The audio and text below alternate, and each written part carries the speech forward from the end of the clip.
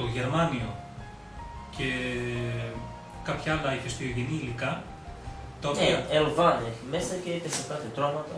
Ναι, το έχουν όμως το έχουν επεξεργαστεί έτσι, ειδικά το τουρμάνιο μαζί με τα υπόλοιπα υλικά το έχουν κεραμοποιήσει, ώστε να διοχετεύουν αυτή τη θερμοκρασία και σαν προετοιμασία αλλά και σαν θεραπεία στον άνθρωπο, οπότε αυτό να γίνεται ταυτόχρονα με την θεραπευτική, μαζί με το μασάζ. Μάλιστα. Δηλαδή εννοείται ότι αυτά τα 37 λεπτά που είναι το μασάζ πάνω στο προϊόν, σου κάνει κάποιες ιδιότητες όλα μαζί, παρά που χρειάζεται ο φυσικοθεραπευτής να κάνει ανεξάρτητα και χωριστά.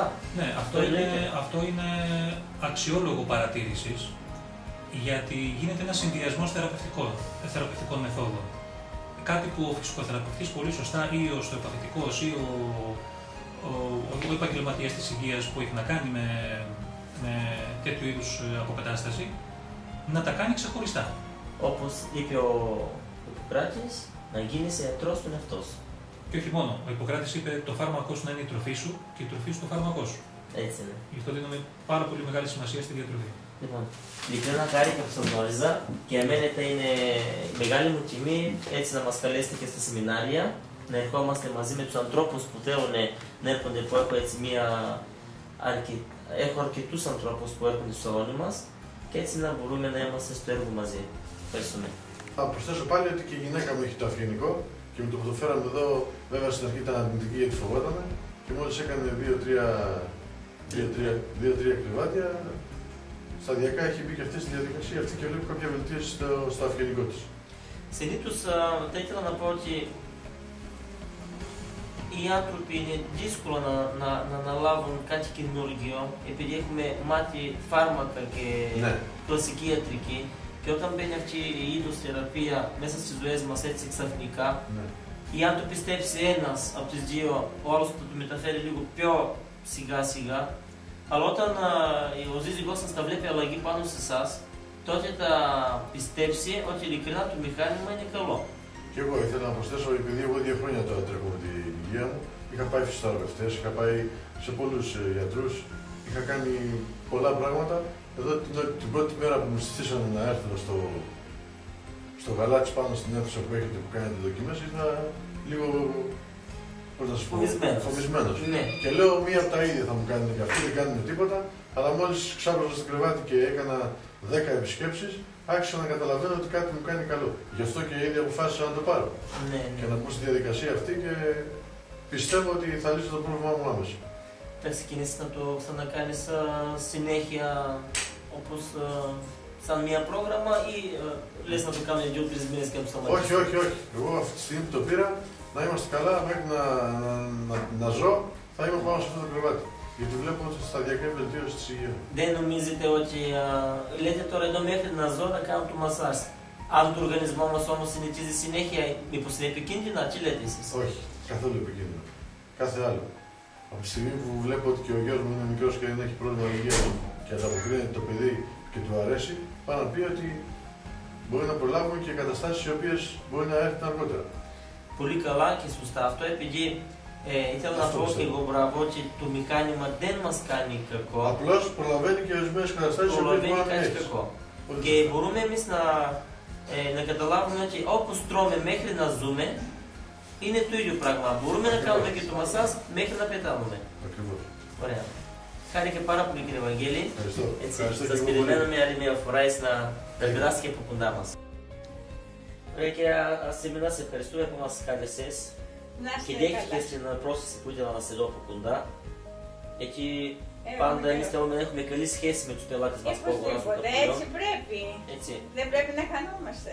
Ναι. Άλλωστε, εγώ σε θυμάμαι κάθε μέρα αγόρι μου, μπαίνω στο κρεβατάκι και λέω να είναι καλά το εργάκι μας. Ναι. Πριν πόσο καιρό το αγόρασες? Τα έχω αγοράσει από τον Ιούνιο. Ιούνιο. Και πριν πόσες θεραπείες έκανες σε εμάς?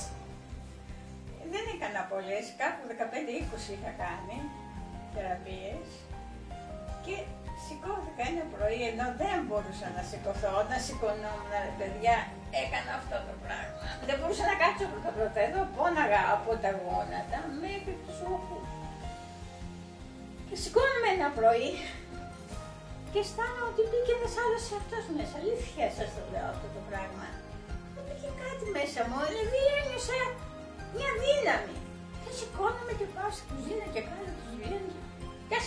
μπουζά. Φαίνεται θαύμα. Ναι.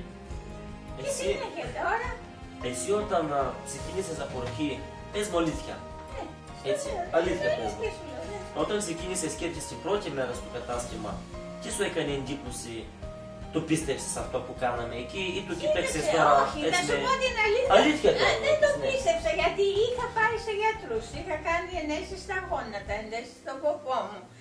Φάρμακα, έφυγα μια μέρα από το ΚΑΚ και έφτασα στον Ευαγγελισμό. Τρελαινόμουν και στον δρόμο δεν μπορούσα να περπατήσω, βάσταγα τη μαύρα και δεν μπορούσα να τρεπόμουν και τον κόσμο.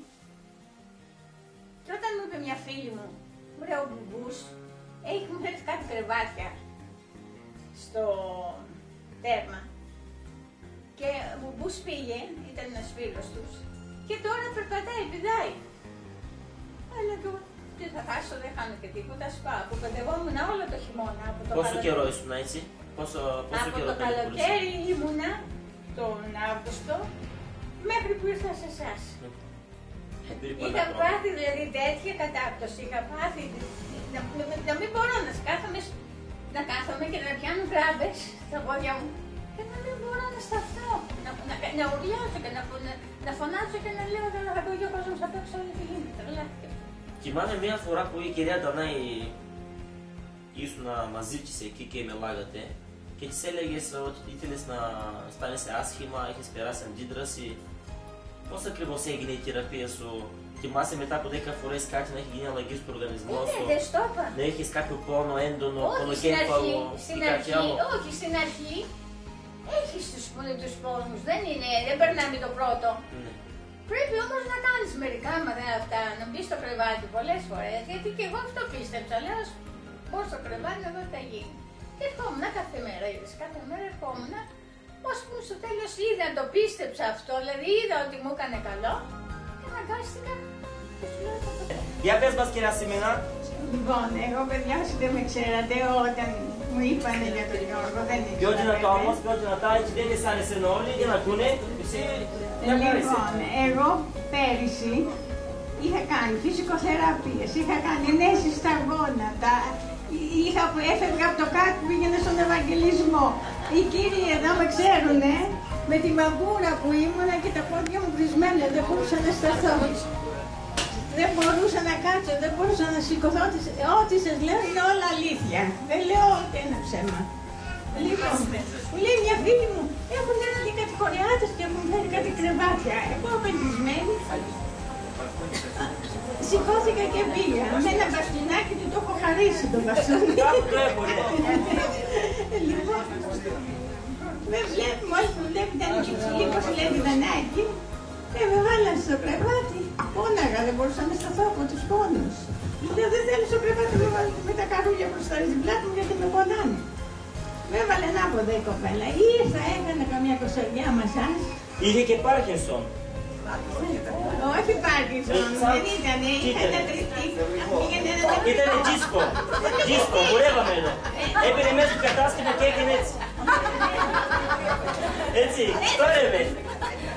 Λοιπόν, να μην σας το πολύ λόγο. Ναι, και πολύ κόσμο έχει δίκιο. Περίμενε, τώρα γιατί με κόψεις. Τώρα είναι στο πόδι. Για να είσαι στο πολύ λόγο που λέτε. Ήρθα μια μέρα και του λέω Γιώργο να πάρω το κρεβάτι του, λέω έτσι και λέω στον γιατρό μου.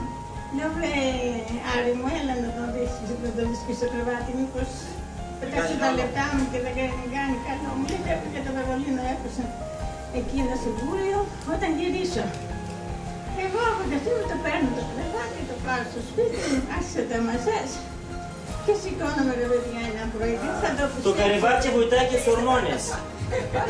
Να μιλήσω! Αλήθεια! Λοιπόν, σηκώνομαι ρε παιδιά ένα πρωί, εδώ σηκωνόμουν και πιανόμουν παταγιανά έτσι.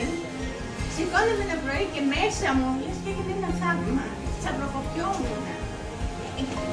Δηλαδή καταλάβαινα ότι μέσα μου ήταν ο οργανισμός μου τελείως.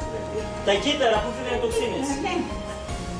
Τα πόδια μου κλεισμένα ήταν, τα μάτια μου κλεισμένα ήταν, τα χέρια μου κλεισμένα ήταν. Σε κακή κατάσταση βρισκόμουν. Δουλειά δεν μπορούσα να κάνω τίποτα.